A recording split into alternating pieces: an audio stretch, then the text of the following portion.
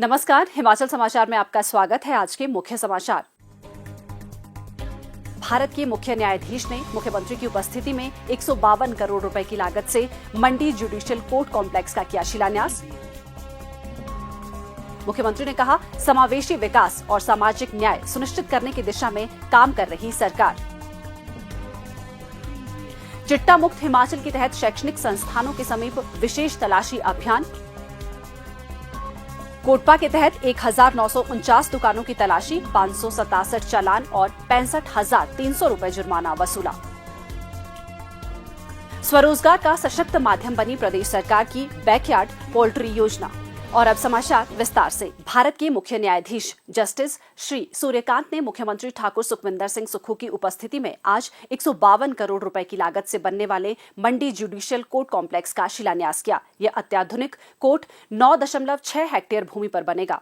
इसमें 4 ब्लॉक होंगे। जजों के साथ साथ वकीलों और लोगों के लिए बेहतर सुविधाएं मिलेगी। इसके उपरांत विधिक साक्षरता शिविर को संबोधित करते हुए ठाकुर सुखविंदर सिंह सुक्खू ने भारत के मुख्य न्यायाधीश जस्टिस श्री सूर्यकांत का हिमाचल प्रदेश आने पर स्वागत किया और उन्हें दोबारा प्रदेश में आने का न्यौता दिया। उन्होंने कहा कि प्रदेश के प्रत्येक नागरिक तक न्याय और अपने अधिकारों की पहुंच सुनिश्चित करना राज्य सरकार का संकल्प है। उन्होंने कहा कि हम संविधान की भावना के अनुरूप समावेशी विकास और सामाजिक न्याय की दिशा में काम कर रहे हैं। उन्होंने कहा कि शिक्षा, स्वास्थ्य, सामाजिक सुरक्षा और पारदर्शी प्रशासन के माध्यम से हम ये सुनिश्चित कर रहे हैं कि हर नागरिक को समान अवसर प्राप्त हो और लोकतंत्र की जड़ें और अधिक मजबूत हों। मुख्यमंत्री ने कहा कि प्रदेश सरकार ने लगभग 6,000 अनाथ बच्चों को चिल्ड्रन ऑफ द स्टेट के रूप में अपनाया है। इसके लिए देश का पहला कानून बनाया गया है। हमारी सरकार ने बेटियों की शादी की कानूनी आयु को बढ़ाकर 21 वर्ष किया है, जिससे उन्हें लड़कों के समान अधिकार और अवसर प्राप्त कर रहे। बेटियों को समान अधिकार देते हुए सरकार ने 150 बीघा तक की पैतृक संपत्तियों में बेटियों को भी बराबर का अधिकार प्रदान किया है। पहले यह अधिकार केवल बेटों तक सीमित था। विधवा महिलाओं के बच्चों की शिक्षा सुनिश्चित करने के लिए इंदिरा गांधी सुख शिक्षा योजना शुरू की गई है, जिसके तहत राज्य सरकार उनके बच्चों की पूरी पढ़ाई का खर्चा उठा रही है। लोगों की सुविधा के लिए ई राजस्व न्यायालय प्रणाली लागू की गई है, जिससे राजस्व मामलों का निपटारा आसान और पारदर्शी बना है। इसके साथ ही राजस्व लोक अदालतों का आयोजन कर सरकार ने करीब 5.5 लाख लंबित मामलों का निपटारा किया है, जो कई वर्षों से लंबित थे। न्याय व्यवस्था को और सुदृढ़ बनाने के लिए 3 अतिरिक्त जिला एवं सत्र न्यायाधीश और नए सब जज न्यायालय भी स्थापित किए गए हैं। मुख्यमंत्री ने कहा कि संविधान केवल एक कानूनी दस्तावेज नहीं, बल्कि हमारे राष्ट्र के मूल आदर्शों, मूल्यों और आकांक्षाओं का प्रतीक है। उन्होंने कहा कि संविधान के शिल्पकार डॉक्टर भीमराव अंबेडकर का योगदान सदैव याद रहेगा, जिन्होंने संविधान निर्माण का नेतृत्व करते हुए ये सुनिश्चित किया था कि भारत का लोकतंत्र समानता, न्याय और स्वतंत्रता के सिद्धांतों पर आधारित हो।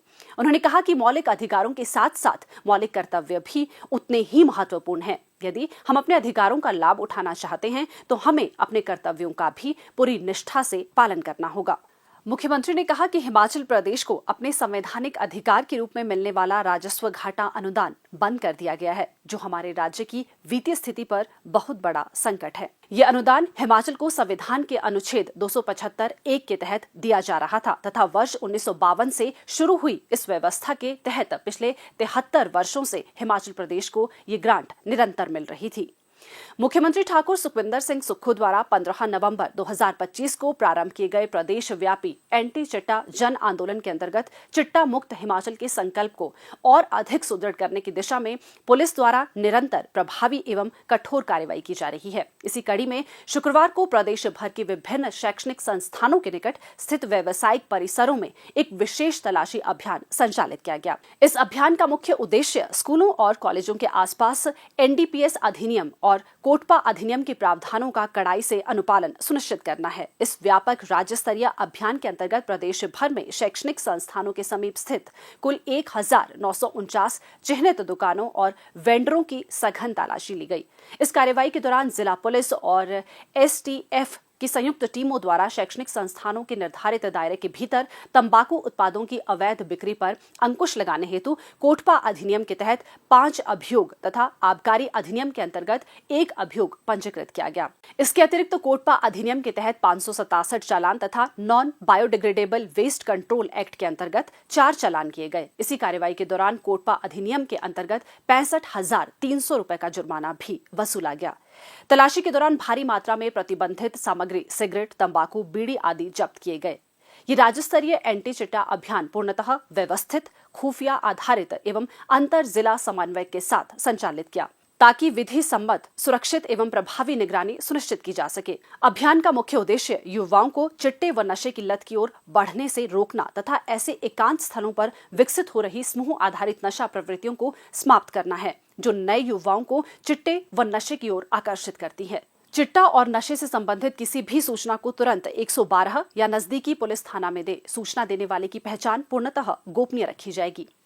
प्रदेश के ग्रामीण एवं आर्थिक रूप से कमजोर वर्ग के लोगों की आर्थिक स्थिति को सुदृढ़ करने के लिए प्रदेश सरकार द्वारा पशुपालन विभाग के माध्यम से बैकयार्ड पोल्ट्री योजना को सफलतापूर्वक लागू किया जा रहा है। योजना के प्रभावी क्रियान्वयन से विभिन्न जिलों में ग्रामीण परिवार स्वरोजगार के माध्यम से आत्मनिर्भरता की दिशा में आगे बढ़ रहे हैं। प्रदेश सरकार की बैकयार्ड पोल्ट्री योजना ग्रामीण परिवारों के लिए आय का सशक्त माध्यम बनकर उभरी है। ये योजना लोगों को आय से जुड़ी गतिविधियों से जोड़ने के साथ साथ कम लागत में अतिरिक्त आय अर्जित करने का अवसर भी प्रदान कर रही है, जिससे पारिवारिक आर्थिक स्थिति को मजबूती मिल रही है। जिला सिरमौर से संबंध रखने वाले उर्वशी, प्रदीप कुमार तथा मुकेश जैसे लाभार्थी अपने जीवन में पहले आर्थिक तंगी से जूझ रहे थे। सीमित संसाधनों और आय के अभाव में उनका जीवन यापन कठिन था। बैकयार्ड पोल्ट्री योजना से जुड़ने के बाद उनकी आर्थिक स्थिति में सकारात्मक बदलाव देखने को मिला और ये योजना उनके लिए आजीविका का एक भरोसेमंद साधन बनी है। बैकयार्ड पोल्ट्री योजना के लाभार्थी मुकेश ने बताया कि वे पिछले कुछ वर्षों से नाहन हैचरी के साथ निरंतर जुड़े हुए हैं। प्रत्येक हैच में वे 200 से 250 चूजे प्राप्त करते हैं। उन्होंने बताया कि यहाँ तैयार किया गया चूजा बहुत अच्छी गुणवत्ता का होता है और उसका विकास भी शीघ्र होता है। यहाँ से लगभग मैं 200 से 250 हर हैच पे बच्चा लेकर जाता हूँ। बैकयार्ड पोल्ट्री स्कीम के तहत मेरे को यहाँ से चूजा मिल जाता है और जो चूजा यहाँ से लेके जाता हूँ बहुत अच्छी ग्रोथ पे जाता है बच्चा। इवन कि मैंने जो यहाँ से चूजा लेकर जाता हूँ उसको बर्ड मतलब पेरेंट बर्ड के हिसाब से पाल के अच्छे ग्रोथ लाकर उनकी मैं जो अंडे उनसे तैयार कराता हूँ उनसे भी मैंने हैच कराए हैं बच्चे, जो अच्छी रेशो में तैयार होते हैं। और मेरी जो सोर्स ऑफ इनकम है उस पर काफ़ी फ़र्क पड़ा है जब से मैं यहाँ से चूजा लेकर जा रहा हूँ। उसका सेल परचेज में लाता हूँ या एग पर्पस से भी डालता हूँ। एग से भी काफ़ी अच्छी इनकम हो जाती है। लगभग 15-20 रुपए से एग बिक जाता है मेरा। और इस स्कीम के तहत जो भी मेरे को सरकार की तरफ से बेनिफिट हुए हैं मैं उसके लिए सरकार का बहुत बहुत धन्यवाद। सराहा निवासी प्रदीप कुमार का कहना है कि उन्होंने इस योजना के अंतर्गत नाहन हैचरी से चूजे प्राप्त किए हैं। इन चूजों की देखभाल उनका परिवार कर रहा है, जिसमें उनकी पत्नी की मुख्य भूमिका। इस योजना से उनके परिवार की आर्थिकी और अधिक सुदृढ़ होगी। मैं चूजे के बच्चे यहाँ से ले जा रहा हूँ और ये स्कीम बैकयार्ड पोल्ट्री स्कीम के तहत ले जा रहा हूँ और ये इसको मेरी घरवाली देखेगी। मैं खेती बाड़ी के साथ साथ मजदूरी करता हूँ और मेरी घरवाली इसकी देख रेख करेगी और मेरे परिवार के आर्थिक स्थिति में थोड़ा सुधार होगा। स्कीम के लिए मैं सरकार और मुख्यमंत्री जी का बहुत बहुत धन्यवाद करता हूँ। इसी प्रकार उर्वशी निवासी पाउंटा साहिब जिला सिरमौर ने बताया कि वे और उनका परिवार प्रारंभ से ही बैकयार्ड पोल्ट्री स्कीम का लाभ ले रहे हैं। सरकार द्वारा बैकयार्ड पोल्ट्री स्कीम जो चलाई जा रही है उसका मैं और मेरे परिवार द्वारा शुरू से ही उपयोग किया जा रहा है और मैं जो सरकार ने महिला सशक्तिकरण को मजबूत बनाने के लिए यह पहल की है, इसके लिए मैं हिमाचल सरकार और हमारे मुख्यमंत्री श्री सुखविंदर सिंह सुक्खू का तहे दिल से आभार व्यक्त करती हूँ। बैकयार्ड पोल्ट्री योजना के तहत नाहन से सिरमौर, सोलन, ऊना, किन्नौर और शिमला जिलों में चूजों का वितरण किया जा रहा है। इसके तहत 1 वर्ष में लगभग 2 लाख चूजों के वितरण का लक्ष्य रखा गया है।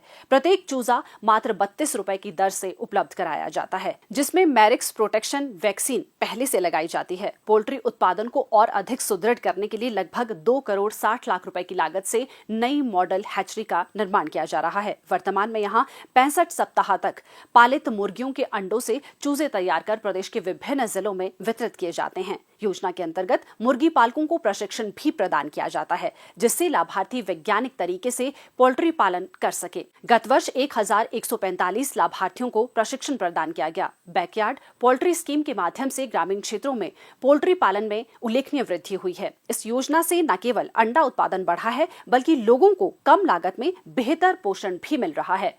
पोल्ट्री से प्राप्त खाद का उपयोग किसान खेती और मशरूम उत्पादन में कर रहे हैं, जिससे उनकी आय के अतिरिक्त स्रोत भी विकसित हो रहे हैं। ये योजना वास्तव में ग्रामीण अर्थव्यवस्था को सशक्त बनाने की दिशा में एक मजबूत आधार बन चुकी है।